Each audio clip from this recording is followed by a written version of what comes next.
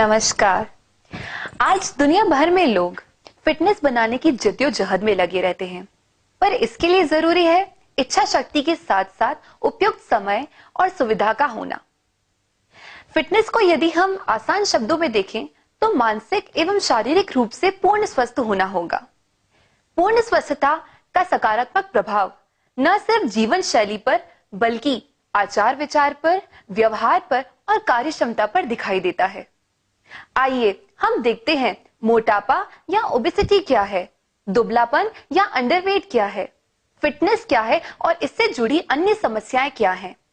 इन सभी के बारे में विस्तृत जानकारी देने के लिए आज स्टूडियो में हमारे साथ उपस्थित हैं डॉक्टर प्रदीप कुमार।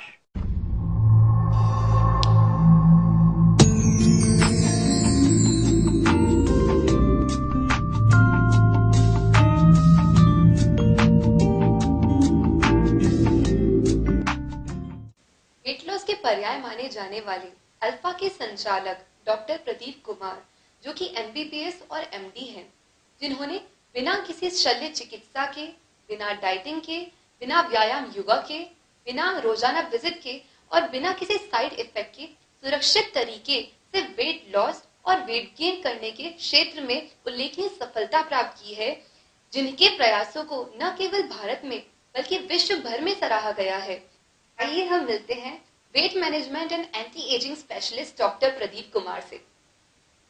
नमस्कार डॉक्टर प्रदीप, कैसे हैं? नमस्कार, बहुत अच्छे हैं। डॉक्टर साहब, सबसे पहले हमें अल्फा के बारे में बताएं, यह क्या है? अल्फा एक ब्रांड है। अल्फा का तात्पर्य होता है नंबर 1। और अल्फा जो कि मैंने एक कंपनी बनाई है, जिस कंपनी के तहत weight loss and weight gain and anti ageing programme लिए जाते हैं। और जैसे कि वेट लॉस के जानते हैं कि मोटापे को कम करना। कुछ लोग ऐसे भी होते हैं कि जो बहुत कोशिश करते हैं लेकिन वो मोटे नहीं हो पाते या वेट नहीं बढ़ पाता, तो उनके लिए, दुबले लोग के लिए वेट गेन करने का भी। एंटी एजिंग एक ऐसी चीज़ है, इंसान को इंसान जैसे रखने के लिए, बहुत लंबे समय तक जवां और खूबसूरत बनाने के लिए जो चीज़ें की जाती है वो एंटी एजिंग में आती है। तो अल्फा एक संपूर्ण तरीके से एक सुंदरता और स्वास्थ्य को बनाए रखने के लिए जो ट्रीटमेंट देते हैं वो एक ब्रांड है। डॉक्टर साहब, हमें ओबेसिटी या मोटापे के बारे में बताइए, दुबलेपन या अंडरवेट के बारे में, और फिटनेस के क्या मापदंड है हमें वो बताइए। उसके साथ में मोटापे के क्या दुष्परिणाम या परेशानियां हैं वो भी हमें बताइए। ओबेसिटी का मतलब होता है मोटापा। और मोटापा excessive deposition of the fat, अत्यधिक चर्बी का जमाव जब शरीर में हो जाता है तो शरीर स्थूलकाय हो जाता है, जिसको कि हम मोटापा कहते हैं। और दुबलापन ये होता है कि जो नॉर्मल, जो जैसा दिखने वाला आदमी होना चाहिए, फिट होना चाहिए, उसके शरीर में चर्बी कम होती है तो वह एकदम जो है कृशकाय या हड्डी का ढांचा जैसे नजर आता है, जिसको कि हम दुबलापन कहते हैं। और दूसरा आपका सवाल था कि मोटापे से होने वाली बीमारियां या कॉम्प्लिकेशन क्या है। मोटापे से होने वाली बीमारियां इतनी सारी है कि अगर मैं गिनाने लगूं तो मेरे ख्याल से ये इंटरव्यू में बहुत सारा समय पड़ेगा, क्योंकि आपके शरीर को स्वस्थ रखने के लिए जो चर्बी है, जो फैट है, वो मापदंड पुरुष और महिला में अलग अलग होता है। पुरुष में होना चाहिए स्वस्थ इंसान के लिए 15 से 20% टोटल बॉडी वेट का, और महिला में होना चाहिए 25 से 30%। अगर इससे कम है तो वह दुबलेपन में आता है, और अधिक है तो वो मोटेपन में आता है। और यह तय करती है कि चर्बी कितनी है। अगर अत्यधिक चर्बी है तो उसका दुष्प्रभाव शरीर पे बहुत सारे अंगों पे पड़ता है, खास करके हार्मोन्स, जहाँ पे कि जैसे कि हार्मोन ग्लैंड होते हैं उस पे पड़ता है, जिसके वजह से अगर हार्मोन कम बनता है तो हाइपोथायराइड हो जाता है महिलाओं में और पुरुषों में भी, जिसका अधिकतर महिलाओं में होता है, जिससे कि बालों का झड़ना, शरीर की त्वचा का रूखा होना, मेंसेस में प्रॉब्लम आना, अनियमित माहवारी जिसको कहते हैं, और बहुत जो थायराइड बढ़ जाता है तो मोटापा बहुत तेजी से बढ़ता है, जिसके वजह से डायबिटीज, हार्ट की problem, heart attack, and arthritis जो घुटनों का जोड़ों का दर्द होता है, और kidney cancer, gall bladder cancer, colon cancer, even जो है कि मस्तिष्क में जो टेंशन होता है जिसकी वजह से मस्तिष्क घात कहते हैं, ब्रेन स्ट्रोक तक हो सकता है। अगर मैं एक लाइन में कहूं तो मोटापा सारी ही बीमारियों की जड़ है। डॉक्टर साहब, मेरा अगला सवाल ये है कि वेट मैनेजमेंट को ही आपने अपना करियर क्यों चुना और इसकी प्रेरणा आपको कहाँ से मिली? सवाल जो है मेरे लिए और उन सारे लोग के लिए बहुत ही अहम है जो कि मोटापे से पीड़ित रहते हैं। 4-5 साल पहले जब मैं खुद मोटा हो गया था, मेरा वजन 86 किलो हो गया था, और सिर्फ वजन ही नहीं बढ़ा था, इस वजन के साथ साथ मुझे high blood pressure, migraine, acidity, hyper acidity and arthritis ऐसी चीज़ें हो गई थी कि जिससे कि रोज़ मुझे 4-5 गोलियां डेली लेनी पड़ती थी। तो मैं सोचने लगा कि एक डॉक्टर होने के बाद भी जब मैं इन सब चीज़ों से निजात नहीं पा रहा हूँ तो आम आदमी का क्या होगा। तो मैंने मोटापा कम करने के लिए जैसे कि आम जो चीज़ है कि जिम जाना, कुछ दवाइयाँ आती है भूख कम लगने वाली, ये सब लेना, लेकिन उससे होता था कि जैसे हम बंद करते थे तो बहुत तेजी से वजन बढ़ता था, और दूसरी ये परेशानियां मुझे जो हुई थी वो कम होने का नाम नहीं लेती थी। और सबसे बड़ी बात ये थी कि मैं ये चाहता था कि मैं जैसे कपड़े चाहूँ वैसा पहनूं, लेकिन मैं वो नहीं पहन पाता था मोटापे की वजह से। तो अपने आप में एक डिप्रेशन सा महसूस होने लगा। उसके बाद फिर मैंने नेट पर सर्च किया, रिसर्च किया, और मैंने वो चीज़ डेवलप की, और मैंने देखा कि ये सारी जितनी भी चीज़ें जो हम करते हैं मोटापा कम करने के लिए, चाहे जिम हो, चाहे एक्सरसाइज हो, चाहे फिर डाइटिंग हो, ये टेम्पररी होती है, परमानेंट इसमें कुछ भी नहीं होता। तो मैंने खोज की, मैंने रिसर्च किया कि परमानेंट आखिर क्या है। तो मुझे फिर वो चीज़ें मिली। फिर मैंने वो हर्बल ट्रीटमेंट डेवलप किए अपने खुद। और सबसे बड़ी बात है कि मैंने अपनी ही जो परेशानियां थी, शारीरिक परेशानियां थी, जो बीमारियां मुझे हुई थी, उसी से मैंने प्रेरणा ली कि एक डॉक्टर होने के बाद भी जब मैं अपने आप को ठीक नहीं कर पा रहा हूं तो फिर लानत है ऐसे डॉक्टरी पे। इसलिए मैंने फिर रिसर्च किया, और रिसर्च में जो चीज़ मैंने डेवलप की, ये सारी हर्बल चीज़ें डेवलप की मैंने। और सबसे पहले मैंने अपने ऊपर ही ट्राई किया उन चीज़ों का, और 4 माह में मैंने अपना 21 किलो वजन पहले किया। और उसके बाद भी मैं ऑब्जर्व करते रहा अपने आप को, और इतना ड्रामेटिकल रिजल्ट आया कि अभी तक मैं नहीं समझता कि मेडिकल फील्ड में इतना ड्रामेटिक रिजल्ट कहीं पे मिला हो कि करने कुछ गए और हुआ कुछ। उससे हुआ कि वजन तो मेरा कम हुआ ही, लेकिन जो मैंने 4-5 आपको बीमारियां गिनाई कि high blood pressure, arthritis, hypertension और माइग्रेन, ये अपने आप ठीक हो गई। तब मुझे अपने आप में एक कॉन्फिडेंस डेवलप हुआ कि जब मेरा हो सकता है तो सभी का हो सकता है। तो तब मैंने फिर, लोग मेरे पास में जो परिचित लोग हैं वो आते गए। तब तक मैंने सोचा भी नहीं था कि मैं इस फील्ड में आऊँगा, लेकिन जब लोगों की परेशानी देखा, कुछ ऐसे ऐसे लोग आए, कुछ डिप्रेशन के लोग आए, और उसमें एक काफ़ी प्रेरणास्पद बात रही, एक लड़की जो मोटापे की वजह से जिसकी शादी नहीं हो रही थी, डिप्रेशन की शिकार हो गई थी, और उसके पिताजी मेरे पास में लेके आए। मैंने उनका ट्रीटमेंट किया तो उसमें यह हुआ कि डिप्रेशन तो दूर हो ही गया, और शादी के लिए उनको दहेज भी नहीं देना पड़ा, क्योंकि वो सुंदर तो थी लेकिन मोटी होने की वजह से कोई उसे नहीं आ रहा था। तो मुझे लगा कि मैं कई लोग की जिंदगियां बदल सकता हूं। डॉक्टर साहब, आपका ये ट्रीटमेंट कितना आसान और व्यवहारिक है और इससे कितना वजन घटाया या बढ़ाया जा सकता है? मेरे ट्रीटमेंट को भारी तो इतना है कि एक बच्चे से लेके एक बूढ़े आदमी तक जो कि चल फिर नहीं सकता है वो भी ले सकता है, और इतना व्यवहारिक है कि इसमें कोई भी व्यक्ति कहीं पे भी, चाहे कोई भी जॉब कर रहा हो, अधिकतर हम देखते हैं कि ट्रैवलर्स रहते हैं, कहते हैं कि हमारे पास में समय नहीं है, बिल्कुल जो है हम कैसे करेंगे। तो मैंने ये प्रोग्राम इतना अच्छे तरीके से हर तरह के लोगों के लिए डिज़ाइन किया कि बच्चे भी हैं, स्कूल जाने वाले बच्चे भी ले सकते हैं, घर में रहने वाली महिला भी ले सकती है, कामकाजी महिलाएं भी ले सकती हैं, और टूर करने वाले, ट्रेवल जो हमेशा टूर में रहते हैं, ऐसे लोग भी ले सकते हैं। और ऐसे लोग भी हैं मेरे पेशेंट जिनकी उम्र 80 साल है, 84 साल है, लेकिन इतने मोटापे के शिकार हो गए हैं कि वो चलना भी दुश्वार है जिनके लिए, कि जो अपने वॉकिंग भी नहीं कर सकते, थोड़ी भी कैलोरी बर्न नहीं कर सकते, ऐसे भी लोग जो है इस ट्रीटमेंट को ले सकते हैं।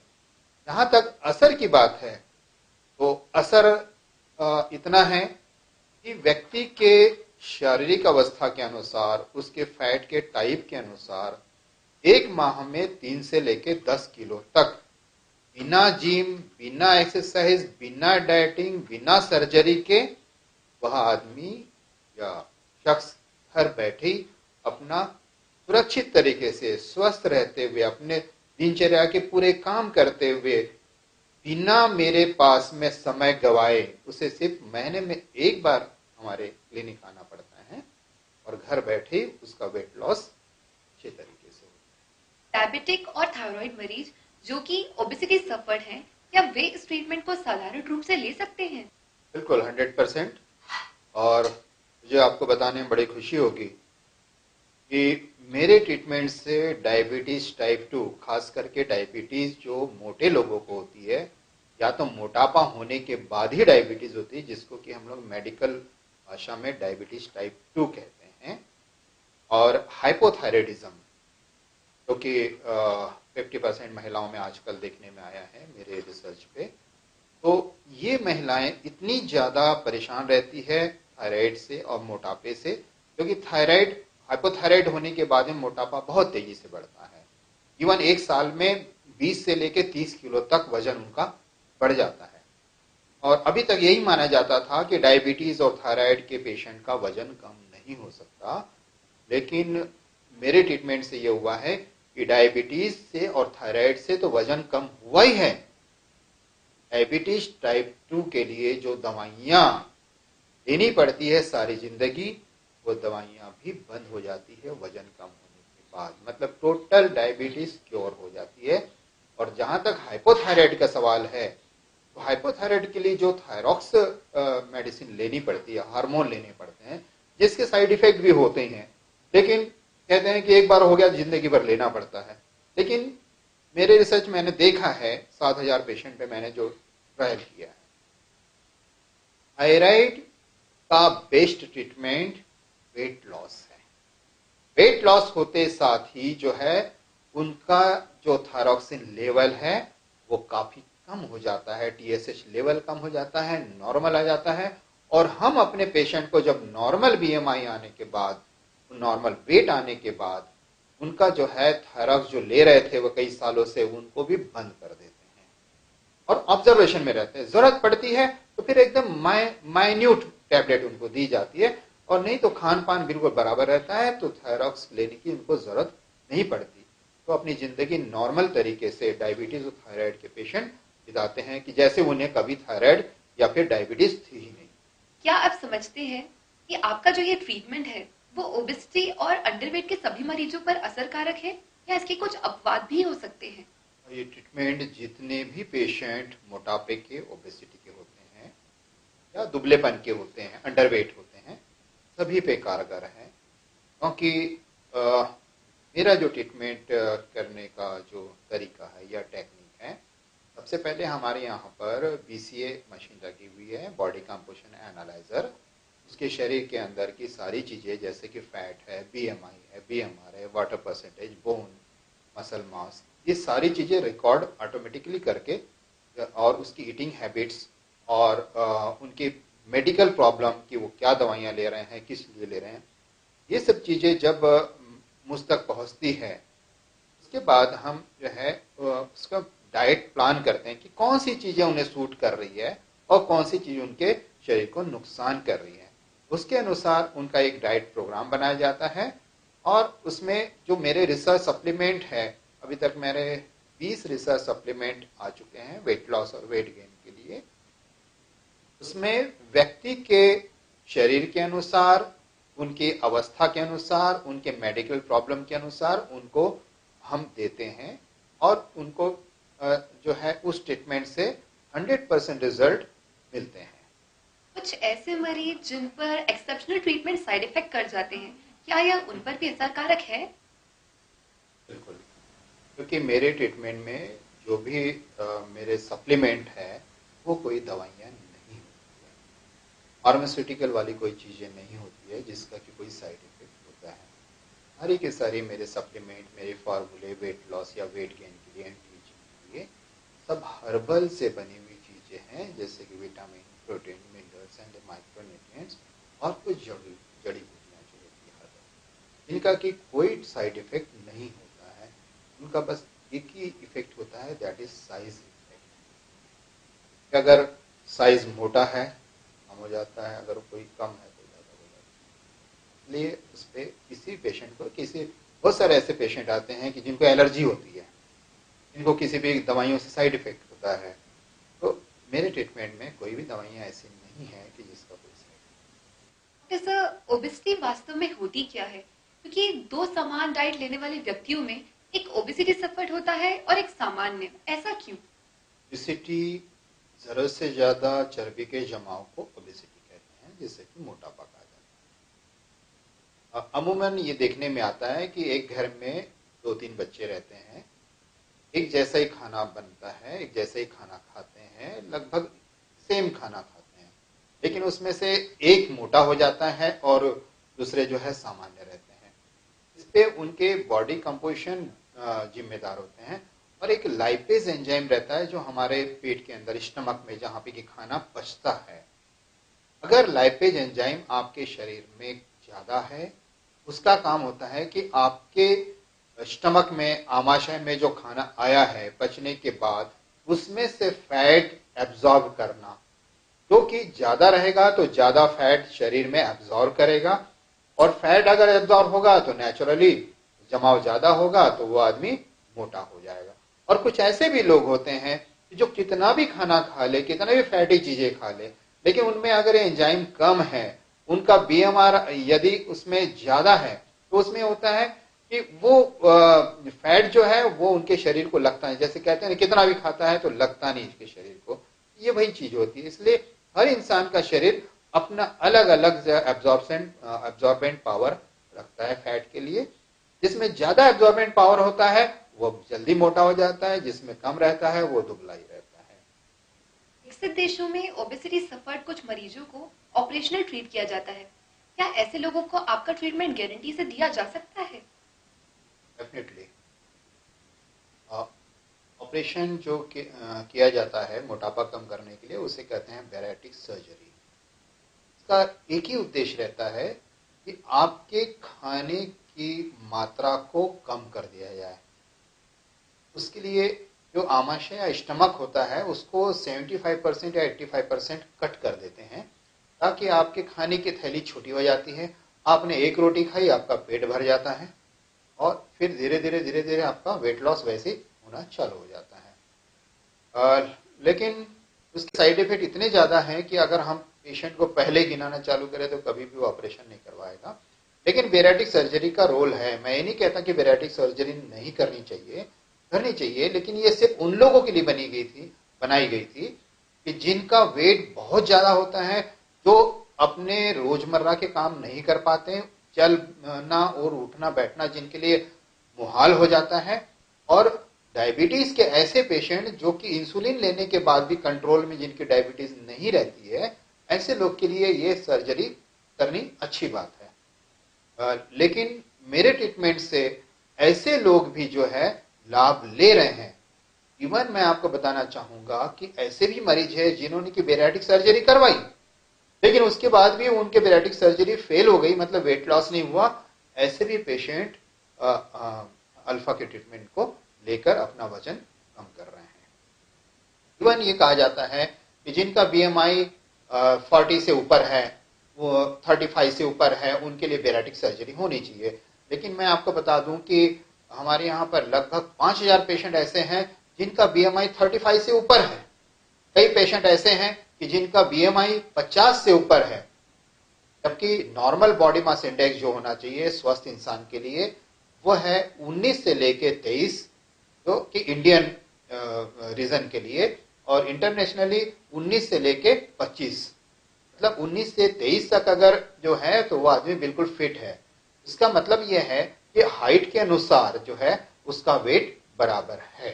इसलिए मेरे ट्रीटमेंट से जो ऑपरेशन करवाने की नौबत भी नहीं पड़ती, और जिन लोग के सजेस्ट भी किया जाता है, ऐसे बहुत सारे पेशेंट आके हमारे सेंटर्स में वेट लॉस का ट्रीटमेंट ले रहे हैं।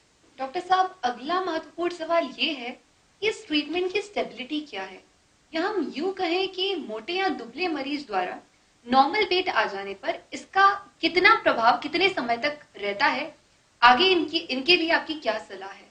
इस ट्रीटमेंट का असर सिर्फ उस समय तक ही नहीं रहता जब तक कि वो फार्मूले हम देते हैं। इस ट्रीटमेंट का असर पूरे उसकी जिंदगी भर रहता है।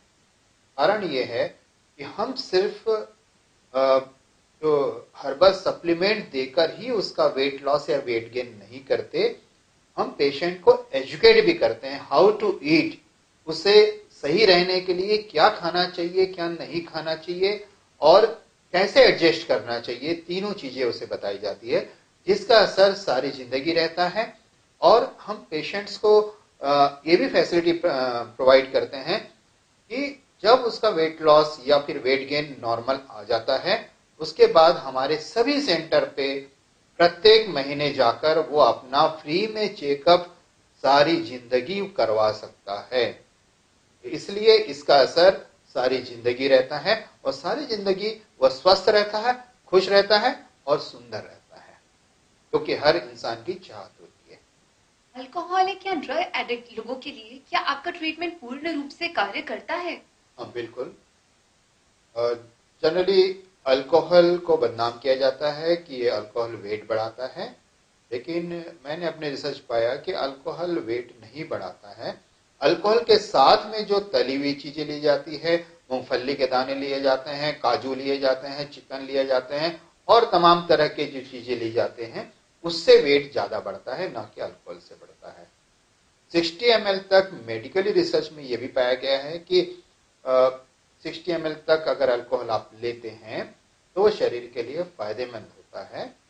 अगर कहीं ब्लॉकेज है तो ब्लॉकेज ब्लड सर्कुलेशन को बढ़ा देता है, तो उस समय निकल जाते हैं। लेकिन 60 ml के बाद में ब्लड सर्कुलेशन आपका स्लो होता है, इसलिए 60 ml तक तो हम उनको कहते हैं कि आप ले सकते हैं। लेकिन उसके साथ में क्या खाना है ये इंपॉर्टेंट है, ये सारी चीजें उन्हें बताई जाती है। इसलिए बहुत सारे अल्कोहलिक पेशेंट भी जो है अपना वेट लॉस कर रहे हैं। दूसरा, ड्रग एडिक्ट सबसे पहले तो उसे साइकोथेरेपी की जरूरत होती है। उसे बताया जाता है, जब वो हम तक कोई पेशेंट आता है, कोई भी पेशेंट आता है अल्कोहलिक और ड्रग एडिक्ट हो वेट लॉस के लिए, तो हम उसे यही बताते हैं, आपको डिसाइड करना है कि आपको आने वाली लाइफ कैसी चाहिए।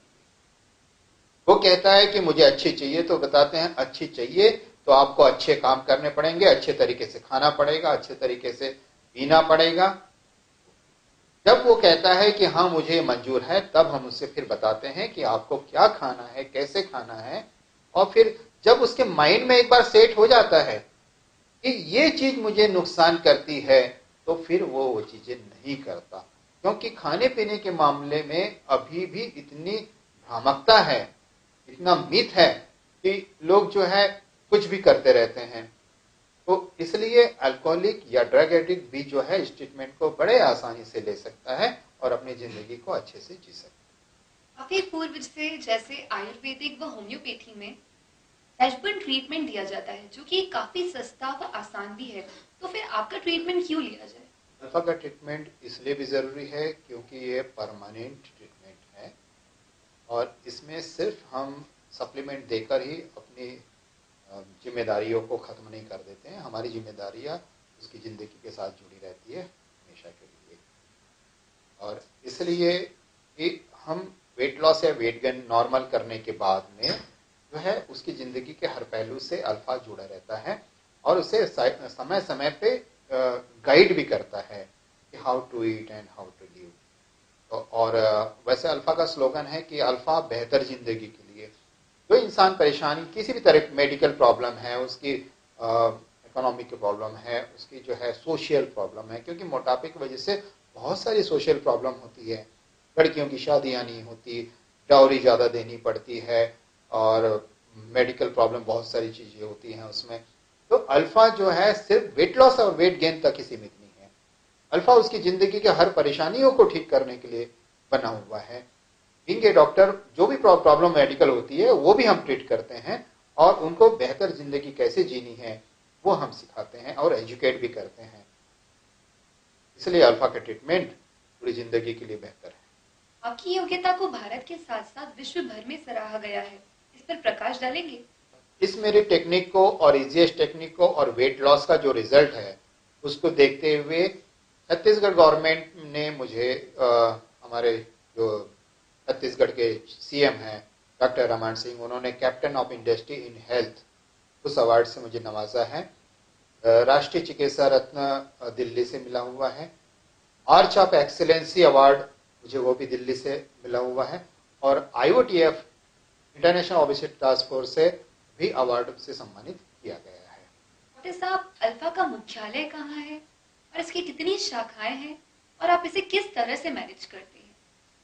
अल्फा का मुख्यालय रायपुर में है और इसकी अभी तक 8 शाखाएं हैं और जो कि भिलाई, बिलासपुर, नागपुर, इंदौर, मुंबई, हैदराबाद, अमरावती। और इसको मैनेज करने का तरीका बहुत ही सिंपल मैंने बनाया है कि हमारे हर सेंटर में ट्रेंड हमारे काउंसलर होते हैं और वो स्टाफ जो है पूरी चीज़ें जो कि PCA body composition analysis and calorie counting से लेके उनकी मेडिकल प्रॉब्लम सारे रिकॉर्ड करके वो मुझ तक भेजते हैं और नेट के थ्रू जो है वो जब मुझ तक आता है तो उसको एनालाइज करने के बाद में मैं नेट के थ्रू ही जो है उनका डाइट प्रोग्राम प्लस कौन सा ट्रीटमेंट उनके देना है, कौन से मेरे फार्मूले जो हैं उनके लिए सूटेबल है वो देने हैं, तो वो नेट पे हम दे देते हैं। और वहाँ पर वो इतना ईजीएस्ट प्रोग्राम बनाया है कि ईच एंड एवरीथिंग उसमें लिखी होती है कि कब खाना है, क्या खा सकते हैं, क्या नहीं खा सकते हैं, कौन से फार्मूले लेने हैं और एडजस्टमेंट कैसे करना है। तो वो काफ़ी इजी तरीके से प्रोग्राम चलता है और 15 दिन में एक बार मैं हर अपने सेंटर्स में विजिट करता हूँ ताकि किसी पेशेंट को अगर कोई बात करनी है मुझसे या फिर उसकी कोई और भी प्रॉब्लम है, पर्सनल डिस्कस करना है, तो वो डिस्कस करता है। तो पूरी तरीके से संतुष्ट हमारे मरीज होते हैं। और सबसे बड़ी तो दिक्कत ये होती है कि एक मोटे व्यक्ति के लिए उसकी प्राथमिकता रहती है कि उसका वजन कम होना और वो 100% होता है, तो इसलिए उनको कोई प्रॉब्लम आती ही नहीं है। डॉक्टर साहब, अल्फा के एक और डिवीजन अल्फा एस्थेटिक के बारे में भी हमें बताएं। इंसान की एक बहुत बड़ी कमजोरी होती है कि वो हमेशा अच्छा दिखना चाहता है, शेप में भी अच्छा दिखना चाहता है और सुंदर भी। सुंदरता जो होती है मेरे मायने में वो सिर्फ 4 चीजों पे आधारित होती है। एक तो शरीर की संरचना, दूसरा बाल,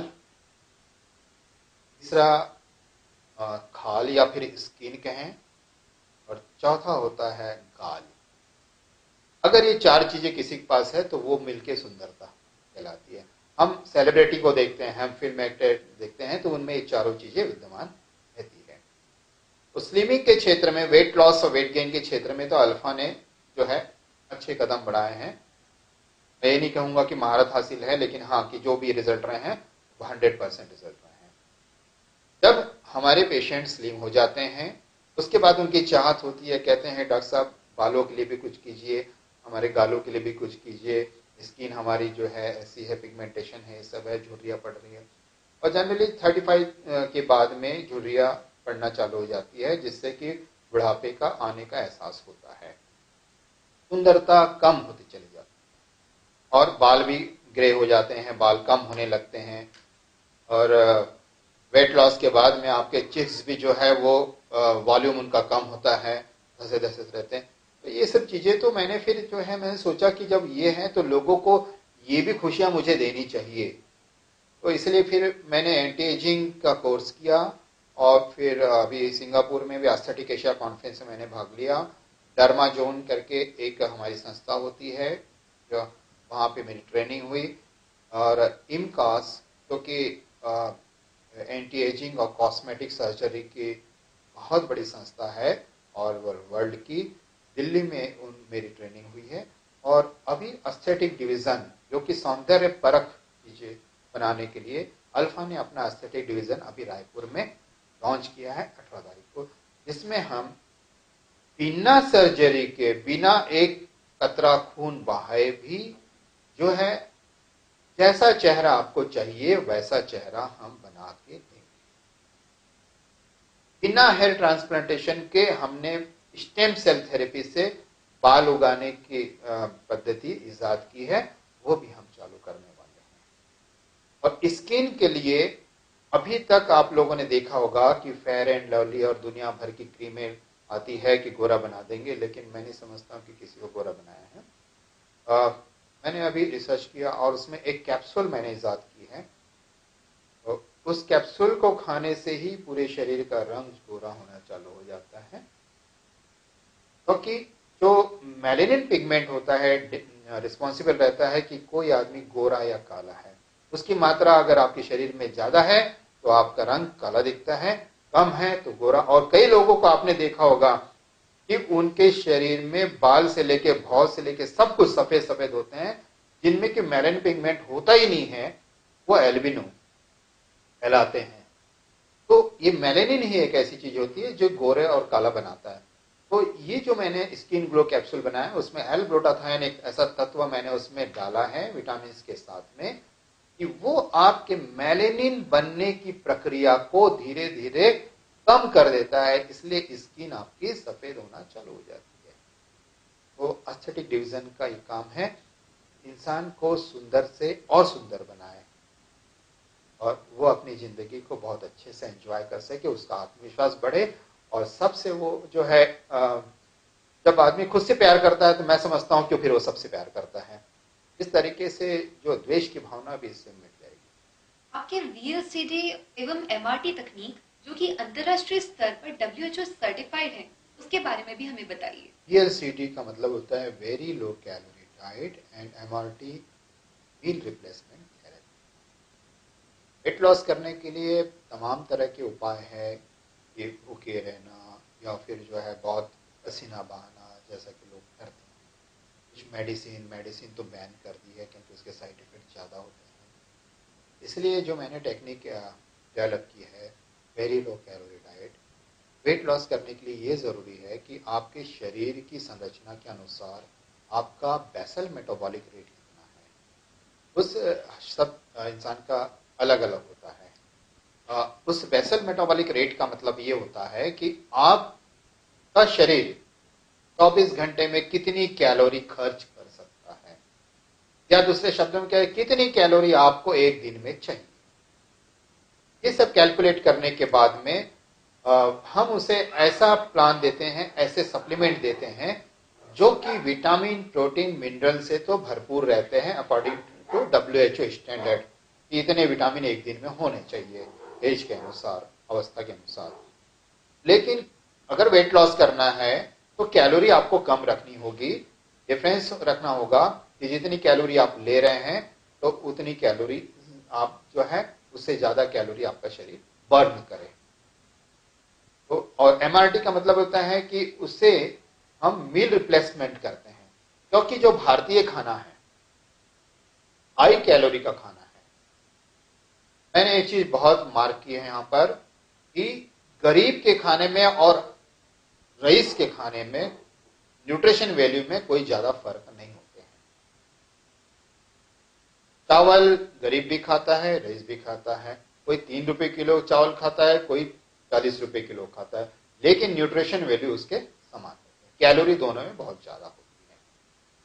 इसलिए हम अगर खाने को ही करें तो फिर वो डाइटिंग कहलाएगी कि हम खाना कम कर दें।